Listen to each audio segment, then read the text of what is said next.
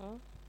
This is the social with the red people from other countries share. Cause them I wonder which part of old day. Everybody asks how the old day. Yeah, and people from my My Apple time I don't know. share them with the Apple. That's how you know.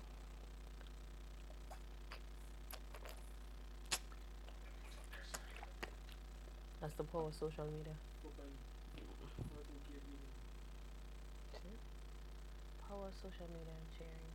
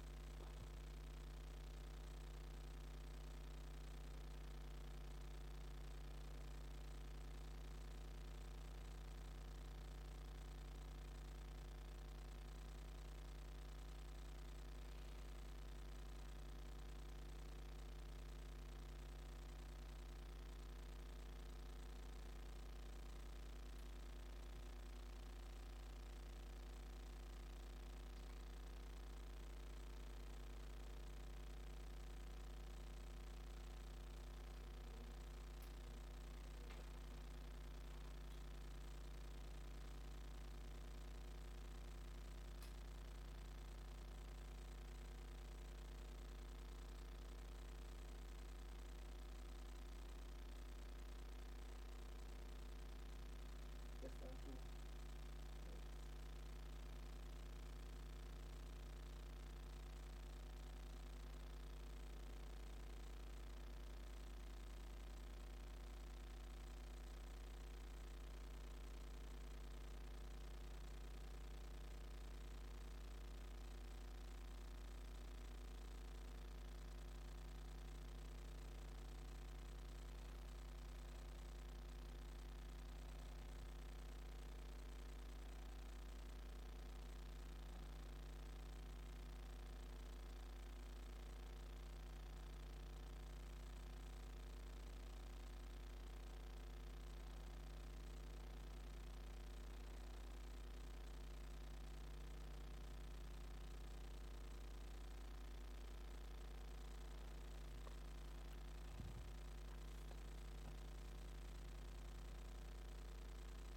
Less than a minute.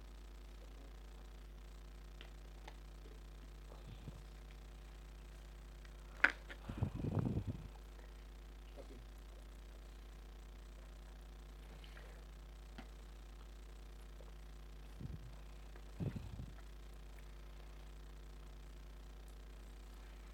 Kim, you're on TV on, right? Uh-huh.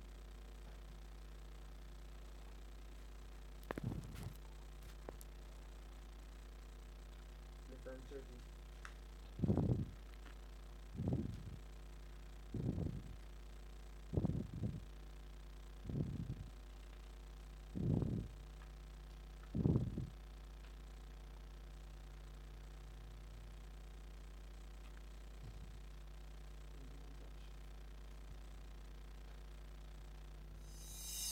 Touch.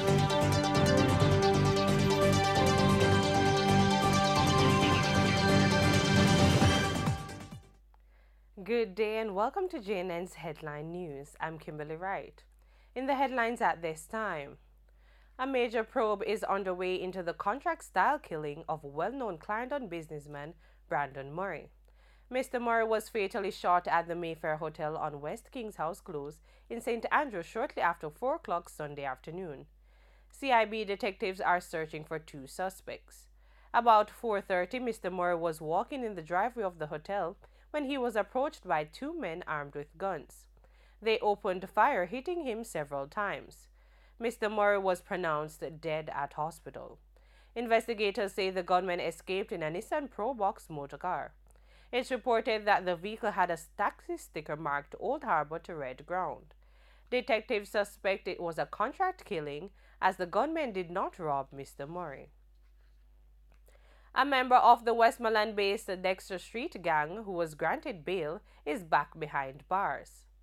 Ansert Lawrence alias English was held on Saturday night after reportedly being found with an illegal firearm and ammunition. It's reported that the security forces were on an operation in the community of Russia in Savlamar, Westmoreland, when Mr. Lawrence was spotted and subsequently searched. A Smith & Wesson 9mm firearm along with several live rounds were reportedly taken from him. Mr. Lawrence was being sought by the police for reportedly breaching conditions of his bail. He was on bail on charges of illegal possession of a firearm and robbery. Minimum wage earners will this week hear whether they will be getting a pay increase. Labor Minister Shahini Robinson will address the matter during her contribution to the sectoral debate on Wednesday. In March, the minister received a report outlining whether there should be an increase in the national minimum wage and the minimum rates for industrial security guards. It was submitted by the National Minimum Wage Advisory Commission following Idlewild consultations. The minimum wage was last increased on March 1, 2016, from $5,600 to $6,200 for a 40-hour work week. National Security Minister Dr. Harish Chang has revealed that the government will be setting up a permanent branch of the Jamaica Constabulary Forces Mobile Reserve Unit in Montego Bay, St. James. This in an effort to increase security presence in Western Jamaica.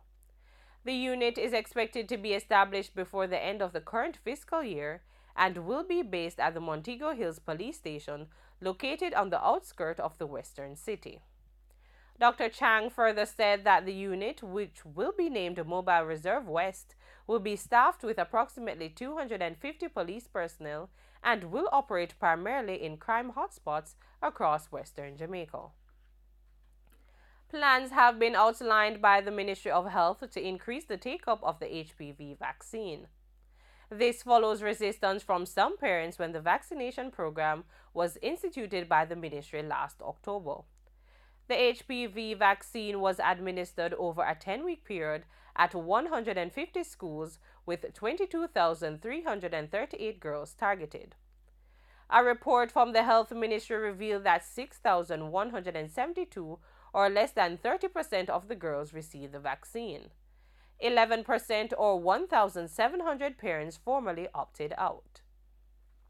In international news, in the latest twist in the drama-filled nuclear talks with North Korea's Kim Jong-un, U.S. President Donald Trump announced on the eve of their historic meeting that he will be leaving Singapore early because the nuclear negotiations have moved more quickly than expected.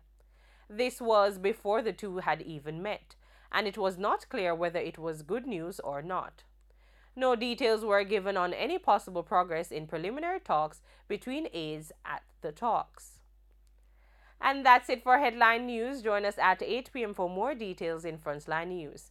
I'm Kimberly Wright, wishing you pleasant viewing.